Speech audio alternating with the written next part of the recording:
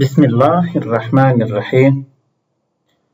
رب اشرح لي صدري ويسر لي أمري واحلل عقدة من لساني يفقهوا قولي. مبادئ الصرف. الدرس الخامس: أشهر معاني الزيادة على الأفعال. پنځم درس دغه زائد حروف هغه مشهوره معناوي.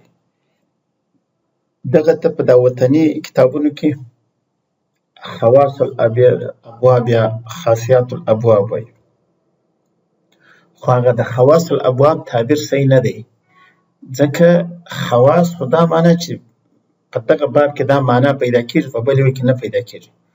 مثلا دغه افعال باب هم د تعدیت لپاره کارېږي، تفعیل هم د تعدیت لپاره کارېږي. نو دغه تعدیت د دغه زوائد ابواب یو معنا ده، خو خاصه په یو باب پسې نه ده چې دې ته خواص وویل شي، ځکه د خاصه تعریف خدا دی، خاصه شی ما یوجد فيه ولا یوجد فی غیره. نو دلته وایي چې اشهر معانی زیاده علی الافعال. الامثله، اول مثالونه راوړي. اول: الحمد لله الذي اذهب عنا الحزن. ټول الهي ستاینه د هغه الله لپاره ده چې زموږ څخه غمجني لرې کړی یوړه. قلم الولد اظفاره. ماشوم د خپل نوکانو سرونه پرې کړه.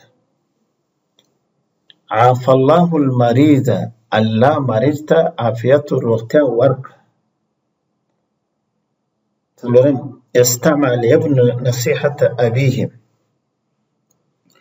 غوږ ونیوی زوی د خپل پلار نصیحت ته، خپل د پلار نصیحت یې واورېدی. تصبر الوالد لما علم بموت ولده. پلار ځان صبر کړ چې کله د خپل زوی په مرګ خبر شو. تشارك محمد مع اخيه في العمل. محمد له خپل ورور سره ګډون وکړ په کار کې.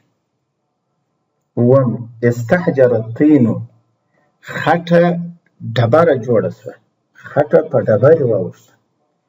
اتم: دحرجت الكرة فتدحرجت الى خارج الملعب. د توپ مې ورغړوی نو هغه ورغښتی د لوبغالي بهر ته، د لوبغالي څخه بهر ته. الشرح: الفعل مجرد ومزيد. فعل مجرد ومزيد دی. والمجرد ثلاثي. مجرد ثلاثي هم لري، ورباعي هم باید ورسره وایي. والمزيد مزيد الثلاثي ومزيد الرباعي، او مزيد هم مزيد الثلاثي ومزيد الرباعي لري.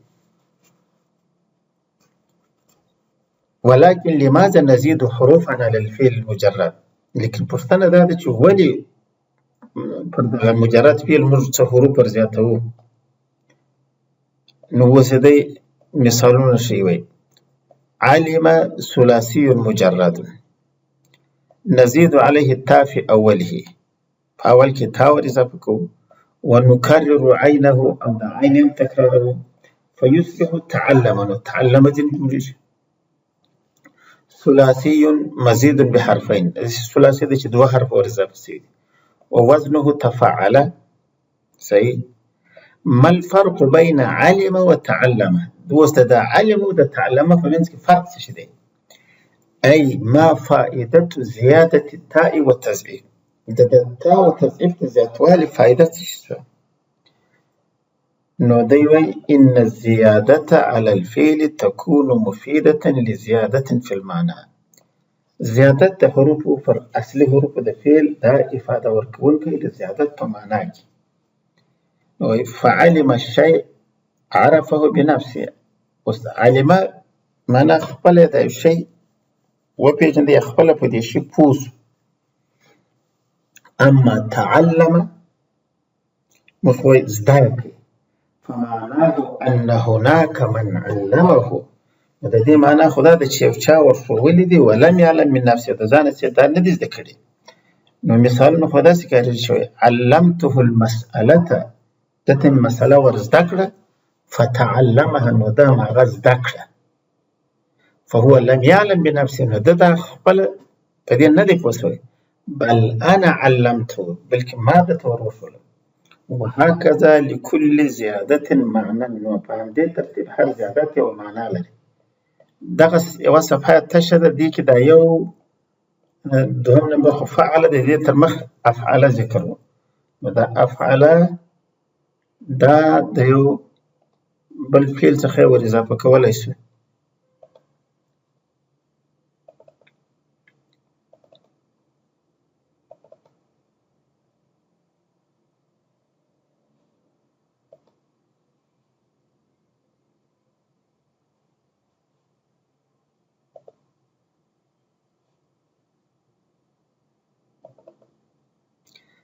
دا دلته دغه الواضح في السرد دې کې والمزيد على الثلاثي بحرف واحد له 3 اوزان. مزید على الثلاثي بحرف واحد 3 وزن لري. هغه دوه زموږ په کتاب کې څه دا یو چې نشته، هي افعل يفعلوا بزيادة الهمزة في أوله، چې همزه په اول کې ذات سوی مثل أخرج وی استی والاصل خرج معنا دا یو خپله ووتی. ومثل أكرم د ده اکرام و عزت وکړ، و احسن د ده سره ښه وکړه، و اعلم د ده خبر کړي. وهذا الوزن معناه أكثر ما يكون هو للتعدية. د دې وزن معنا ډېره د تعدیت لپاره کارېږي. تعدیت څه ته ویل کېږي؟ والتعدية هي جعل الفعل اللازم متعديا. تعدیت لازم فعل په متعدي بدلولو ته ویل کېږي، یا لازم فعل متعدي ګرځولو ته ویل کېږي. مثل خرج زید، زید ووت. فالفعل خرج لازم، د خرج فعل لازم دی. فإذا أدخلنا عليه الهمزة، چې کله همزه په داخل کو صار متعديا، بیا متعدي جوړ. يقال أخرج بكر زيدا، بکر زید ویستی. څه معنی؟ أي جعله خارجا، دی بهر وګرځول. ومثل جلس زيد، زيد کښېنستی. فإذا جعلناه على وزن أفعل، چې کله د افعل وزن ته دا نقل کو صار متعديا، نو بیا متعدي جوړ. يقال أجلس بكر زيدا، بکر زید کښېنوی. أي جعله جالسا، دی ناست والا جوړ کړي. ومثل ذهب زيد، زید لاړی. فإذا جعلناه على صيغة أفعل صار متعديا، أفعل صيغة نقل متعدي جوړ. يقال أذهب بكر زيدا، بكر زيد يوړ یا روان کړ. أي جعله ذاهبا. فإذا كان الفعل في الأصل متعديا، نو چې فعل في أصل کې متعدي ودخلت عليه الهمزة او همزه پر داخل شي، اعتته مفعولا به زائدا، بیا هغه ته یو بل زائد مفعول به ورکوي. یعنې که لازم و خو یوه ته متعدي کوي، که مخکې خپله یوه ته متعدي و بیا دا دویم مفعول ورسره ورکوي. مثال فهم زید المسألة، زید په مسأله پوه شو. ففهم فعل متعد يأخذ مفعولا به واحدا، دا متعدي فعل دی، یو مفعول به خپله اخلي. فإذا قلنا أفهم بكر زيدا المسألة، بكر زيد په مسأله پوه کړي، معنا څه؟ أي جعله فاهما لها، دی په مسألې پوهېدونکی جوړ کړه. صار متعديا لاثنين، نو بیا دوه ته متعدي کېږي. مثال قال الله تعالى وأدخلناه في رحمتنا إنه من الصالحين، دی مې خپل په رحمت کې داخل کې، د یقینا له صالحانو څخه و. وایي ادخل على وزن افعل، دا افعل وزن ده. ومعناه هنا التعدية، معناه دلته تعدیت. أي جعلناه داخلا في رحمتنا، دی مې خپل په رحمت کې داخل کې. وكان الفعل في الأصل المجرد لازما، فعل أصل مجرد لازم و چې دخله و. فلما دخلت عليه الحمزة سيرته للتعدية، چې کله حمزه پر داخل شو نو د تعدیت لپاره وګرځوي.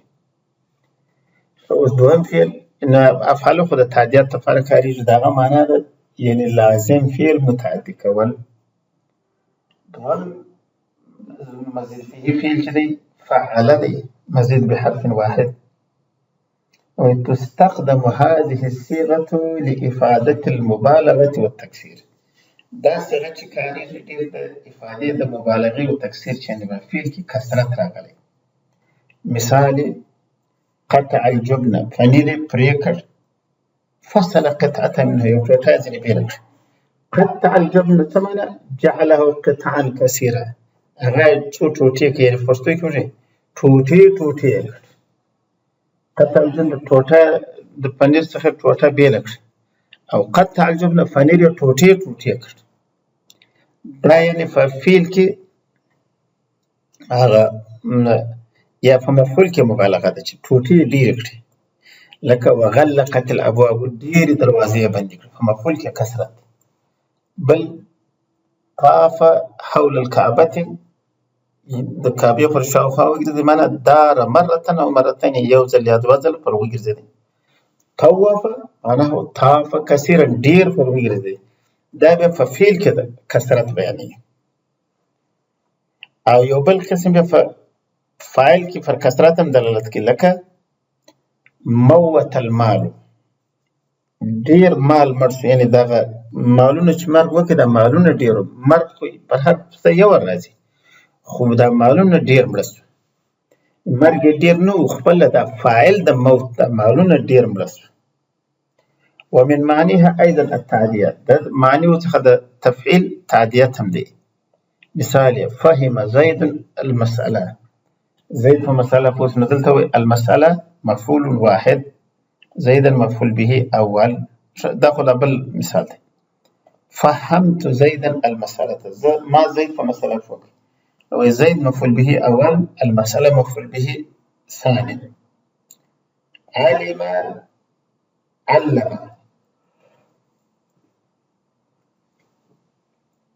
نو علم پوه شو، علم پوه کړ. فرح خوشحاله شو، فرح خوشحاله کړ. ومن معانیها الازاله، د معناګانو څخه د تفعیل ازاله، یعنې هغه اصل ماخذ د فعل له منځه وړلو په معنا دی. فالقلامه مثلا ما یقطع من اول الظفر، قلامه دا د نوکانو سرونو ته وایي چې پرې کېږي. یقال قلم اظافره، خپل نوکانو قلامه یې له منځه یوړه، ای ازال قلامته، د نوکانو سرونه یې پرې کړه. ومثله قشر الفاکهه، قشر الفاکهه څه معنا؟ ازال قشرها، د میوې دا پوښ یې واړوئ. اذن لفعل معان متعدده، نو د فعل دپاره متعدد معناوې دي، منها التکثیر چې مبالغه هم ورته وایي، بل تعدیت، بل ازاله. دغه درې معناوې پکښې دا خلاصه ځینې ذکر کړي. دریم فاعله، د مزید بحرفین څخه درې وزنه و، درېیمه فاعله دی. وایي غالبا تكون هذه الصيغه للمشارکه، په غالب وختو کې دغه صيغه د مشارکت دپاره وي. مشارکت څه معنی؟ ای ان الفاعل والمفعول اشترکا فی الفعل، پر دې دلالت کوي چې فاعل مفعول دواړو په فعل کې ګډون کړی دی. که څنګه په لفظي لحاظ په یو فاعل بلګېږي بل مفعول. مثل قاتل زید عمرا، زید عمر سره وجنګېدی. فكل من زید وعمر فاعل ومفعول في الوقت نفسه من جهة المعنى، نو هر یو دغه زید و عمر فاعل هم دی، مفعول هم دی، په دغه یو وخت کې د معنا په لحاظ، لفظي لحاظ خو زید فاعل عمر مفعول، په معنا کې دواړه هم فاعل او مفعول دی، یعنې ګډون دواړو په فعل کې کړي. وكذلك تستعمل للموالات والمتابعه، دارنګه دا مفعله ده، موالات پر لپسې کولو، د یو په بل پسې کولو کار دپاره هم کارېږي. ای استمراریة الفعل وعدم انقطاع، یعنې موالات دا معنی چې دا فعل دوامداره وي، قطع نشي.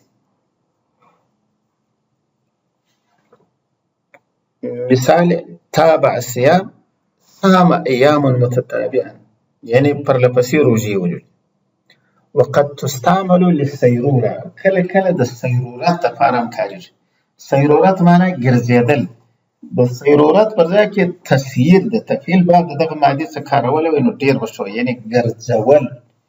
ځکه دلته داسې دی عاف الله المریض، ګوره جعله ذا عافیة، الله هغه عافیت والا جوړ کړ.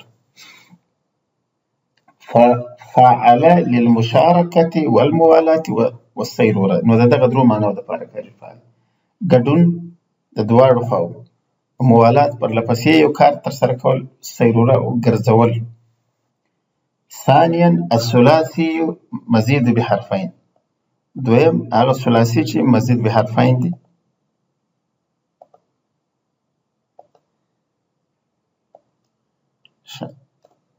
نو اول دی انفعل، مثالونه کسرت الزجاج فانکسر الزجاج، شیشه مې ماته کړه نو شیشه ماته سوه. وكل فعل يقبل الاستجابة لفعله المجرد نسميه فعلا متعين. هر فعل چې د خپل مجرد فعل د اثر د فرج استجابت قبلونه کوي نو هغه ته فعل متاوي وایي. فالافعال المتابعه، متابع افعال يعني څه الانعكاسيه چې هغه د فاعل د کړنې انعکاس په ځان کې مني. تعني ان الفاعل يفعل الفعل بنفسه، يعني دغه فعل د انفعال د با فعل دا فاعل خپل ادا کوي خپل خوښه. مثال انحنى، انحنى چورته حنى نفسه ځان کوږ کی، انقلب قلب نفسه ځان واړوي. فصيغه انفعل لا تفيد الا المتابعه، نو د انفعال صيغه قد یوازې د متابعت معنی لري. ثمن أي الاستجابة لفعل المجرد بحيث يقوم الفاعل بنفسه، فداسې ډول چې فاعل خپله دا ترسره کوي.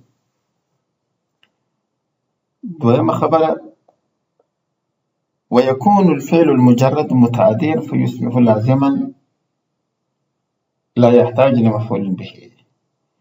فعل کېدای شي په اصل کې مجرد متعدي وي خو په دغه انفعال ته په نقلېدو سره لازم جوړ شي، بیا مفعول به ته اړتیا نه لري. مثال کسرت الزجاج، شیشه مې ماته کړه، نو دا کسر فعل تو فاعل، زجاج مفعول به دی، فعل متعدي دی. فانکسر الزجاج، نو شیشه ماته سو، نو دلته وایي الزجاجه دا دویم ځای، اول کې زجاجه مفعول به دی او دویم کې زجاجو فاعل دی، نو دلته بیا مفعول به ته اړتیا نه لري.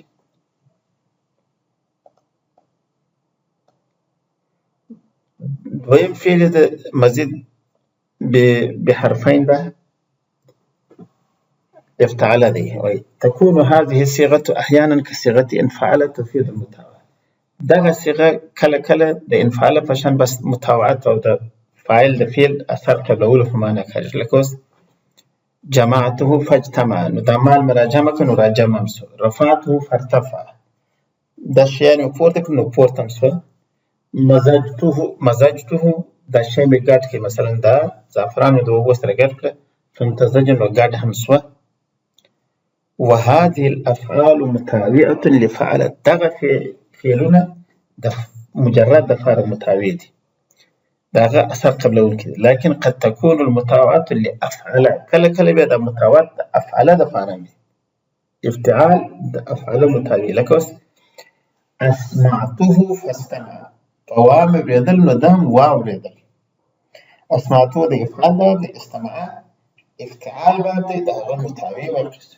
او فعل یا د فعل د فعل متابع. لکه قربته فاقترب، دی مې رانږدې کړ نو رانږدې هم سو. ومن معانيها المشاركه، د معنیو څخه د افتعال مشارکت او الاشتراک. مثل اقتتل سره وجنګېدل، دوه خوا مشترک. اختصم دعوا سره وکړه، اختلف اختلاف سره وکړه. نو دا فعلونه یو مفرد اسم ته نسبت نه کېږي، یا به فاعل په معنا کې جمع لکه وان طائفتان من المؤمنین اقتتلوا، او یا به معطوف و معطوف علیه ذکر کېږي لکه مثلا اختصم خالد و عمرو، داسې به ذکر کېږي. وكذلك الاجتهاد والمبالغه في فعل الشيء، دارنګه د معنیو څخه زحمت ایستل او کثرت کول په فعل دی شي. لکه اکتسب معنی بذل جهدا كبيرا في الكسب، ډیر زحمت په کسب لاسته راوړنې کې ایستلی دی، یعنی پر ځان زحمت راوستلی چې دا ترسره کړي. قال الله تعالی لها ما کسبت وعليها ما اکتسبت، هر چا ته هغه څه دي چې ده ترسره کړي او پر هر چا هغه څه دي چې د کولو کوشش کړی د په زور زحمت ترسره کړي. نو اقتدر معنا بذل جهدا حتى قدر، نو ډیر زحمت ویست د چې قادر سه. اجتهد بیا زحمت ویستی.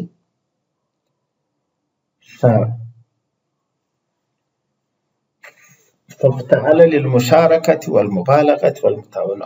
افتعل د درو معنی د فرق کوي.